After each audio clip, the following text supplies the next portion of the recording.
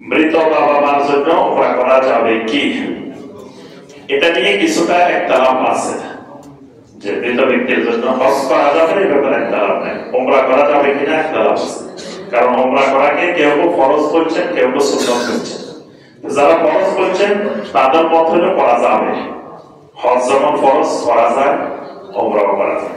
যারা সুন্নাত করছেন তারা বলছেন যে ফরজের পথেই হয়, সুন্নতের পথেই হয় না, এই কারণে তারা মানা করছেন যে উমরা করা যাবে না। তবে শাইখ বিন বাজ রাহিমাহুল্লাহ বলছেন যে কেউ চাইলে মৃত মা বাবার জন্য এই বাংলাদেশ থেকে ওই নিয়তে যাওয়া লাগবে, আবার ওখানে যাই মনে করেন যে বাপদাদা জনগোষ্ঠী যা আছে সবার জন্য আয়সা মসজিদে যাইতে উমরা করতে, বাঙালিরাই কাজ করে।